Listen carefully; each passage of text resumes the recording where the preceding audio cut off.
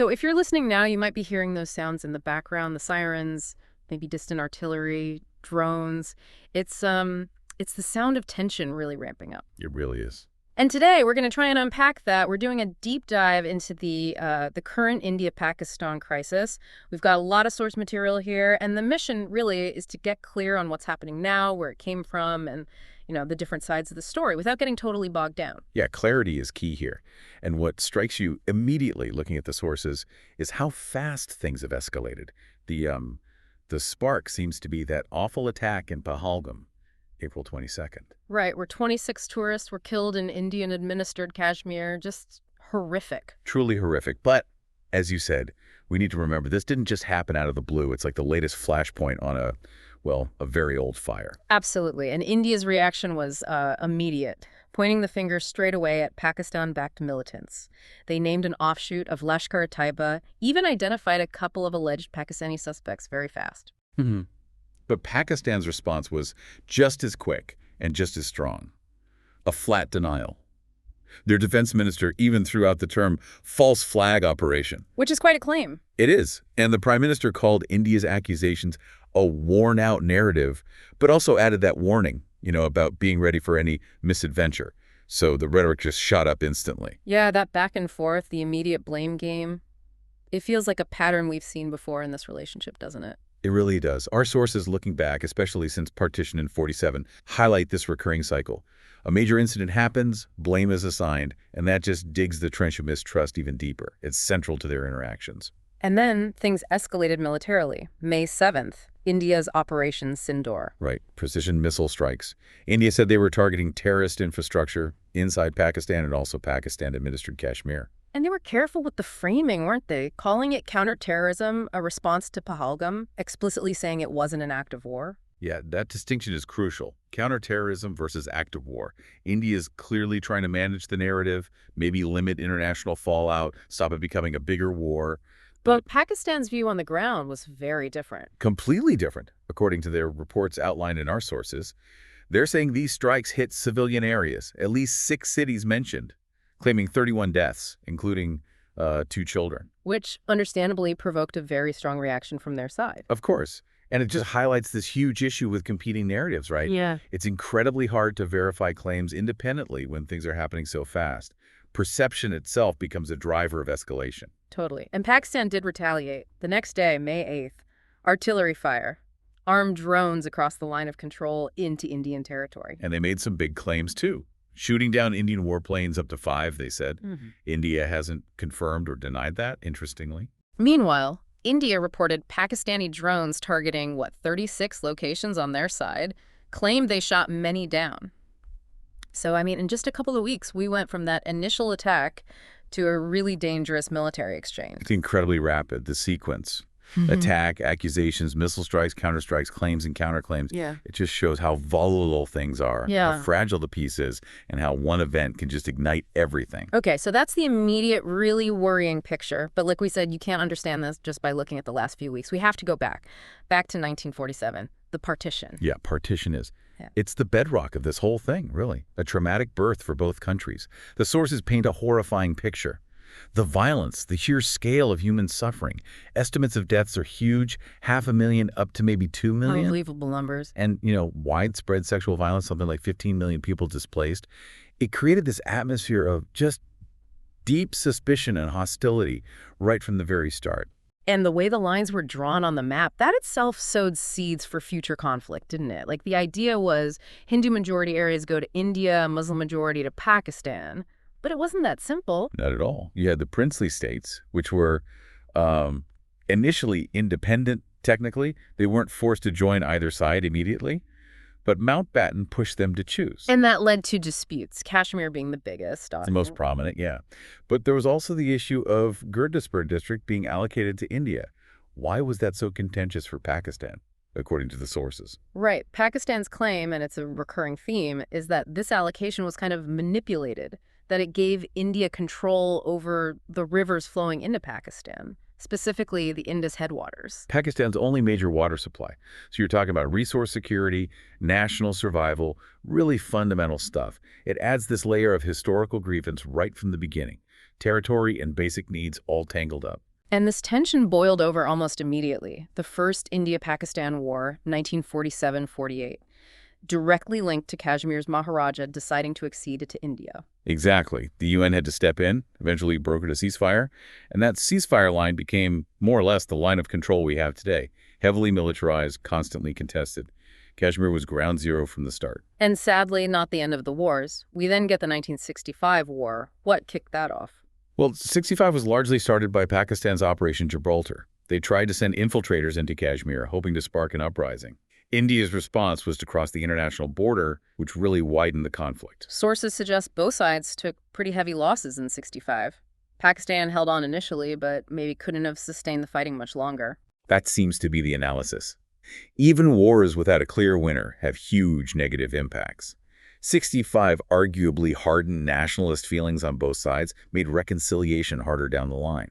Pakistan avoided a total defeat, sure, but India was actually in a pretty strong position when the ceasefire came. They held key areas in Kashmir, posed a real threat to Pakistan's Punjab. Then 1971, a very different war, tied into the Bangladesh Liberation War. Very different outcome, too. A decisive win for India, led directly to Bangladesh becoming independent. For Pakistan, it was a massive blow, losing territory, losing personnel, a huge strategic and national setback. After that, you had the Simla Agreement in 72, an attempt to sort things out. Yeah, it was an attempt to normalize relations, focus on talking things through bilaterally, peacefully. But, the core issues, especially Kashmir, they didn't go away. That deep mistrust was still there, blocking any real lasting peace. Moving ahead, we get the Siachen conflict, starting around 1984. That was fought in a pretty unique environment. Absolutely unique. India occupied the Siachen Glacier first Operation Meghdoot. The fighting itself wasn't the main killer, though. It was the altitude, the brutal weather. More soldiers died from the cold and conditions than from bullets. There's been a ceasefire since 2003, but both sides still have troops up there. It just shows how even the most inhospitable places can become battlegrounds. It's kind of amazing, though, that through all these wars, the Indus Water Treaty from 1960 has mostly held up. How come? It is remarkable. The World Bank helped broker it. It set rules for sharing the Indus River waters, actually giving Pakistan the lower riparian the larger share. I think its survival shows just how absolutely critical water is for both countries. Even with all the hostility, they found a way to cooperate on this vital issue. But it's not without tension. Pakistan often accuses India of violations. Okay, then jumping to 1999, the Kargil War. Another major flare-up over Kashmir. Yes. Kargil started when Pakistani soldiers and militants crossed the line of control again. India launched Operation Vijay to push them back. It worked, but again, heavy casualties on both sides. And Pakistan faced a lot of international criticism for it. It really strained relations again, even though they had signed the Lahore Declaration just months before. Shows how fragile any progress is. The early 2000s didn't get much better, did they? The 2001-2002 standoff, the Twin Peaks crisis, after the attack on India's parliament. That was incredibly tense. India blamed Pakistan-based groups for the parliament attack. Both sides moved huge numbers of troops to the border. They were really on the brink of war. Diplomacy pulled them back, thankfully, but it was a massive scare. Showed how easily things could spiral out of control due to miscalculation. And more recently, we've seen this pattern. Attacks in India, then Indian military responses across the border, like the 2016 Uri attack leading to surgical strikes, and the 2019 Pulwama bombing followed by those airstrikes deep inside Pakistan and Balakot. Right. These recent events suggest maybe a change in India's thinking. A greater willingness to strike across the border in response to attacks they attribute to Pakistan.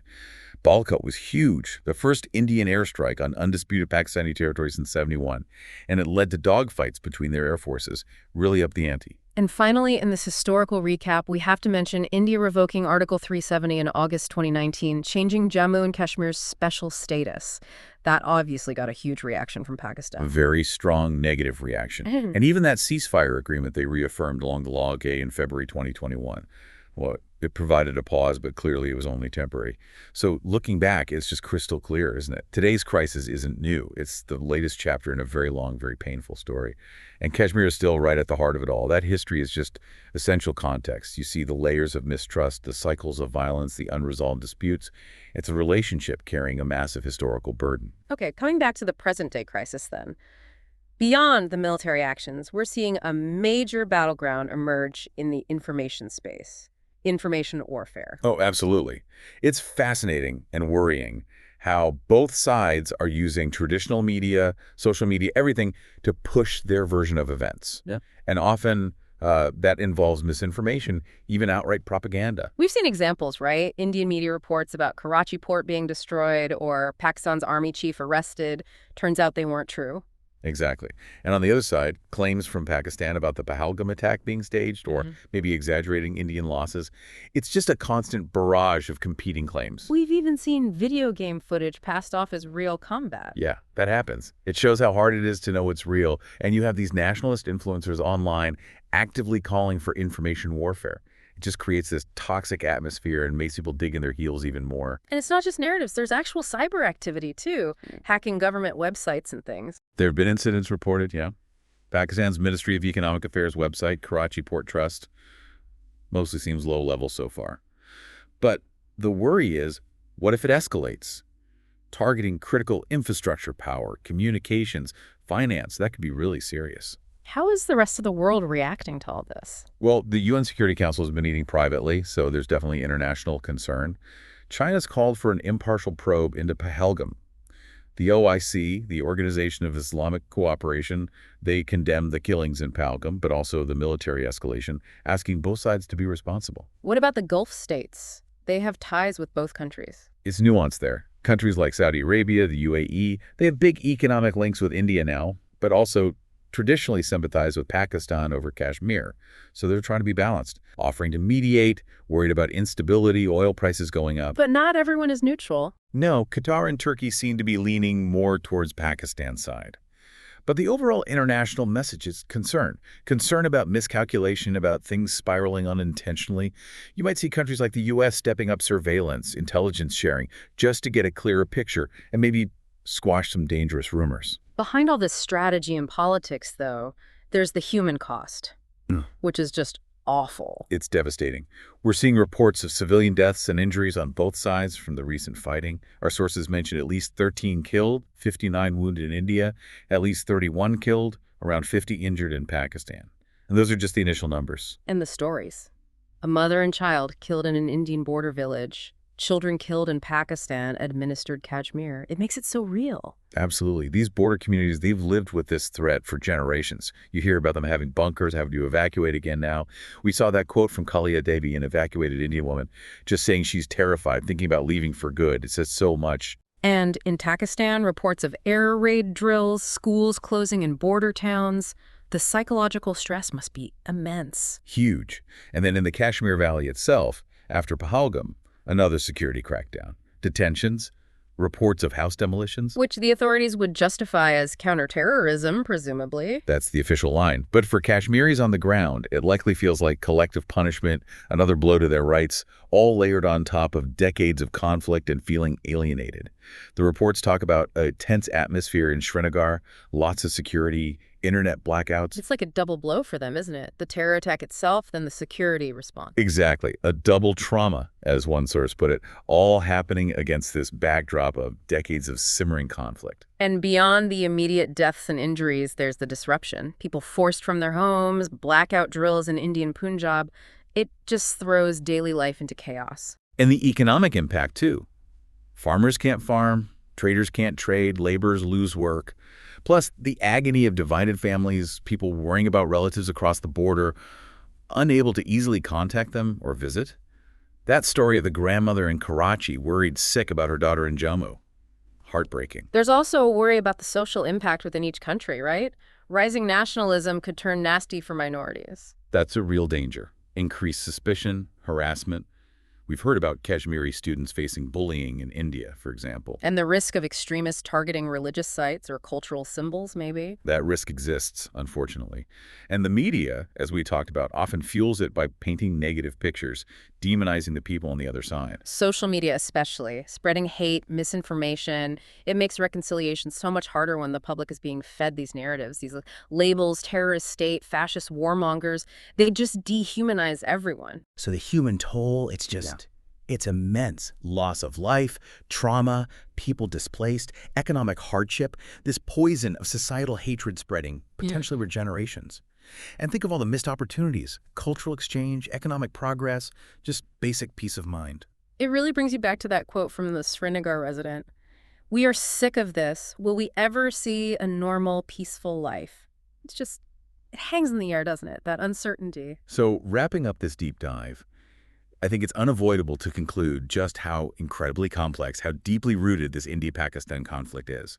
The sources make that painfully clear. This current flare-up, it's not random. It grows out of this long, bitter history, political, territorial, and deeply, deeply human. And when you factor in that both countries have nuclear weapons and you consider the devastating human costs we've just talked about, well, understanding this conflict in all its detail isn't just an academic exercise, is it? It feels crucial. For regional stability, even global stability, it leaves you wondering really what possible paths could even lead towards dialing things down, towards finding some kind of lasting peace here.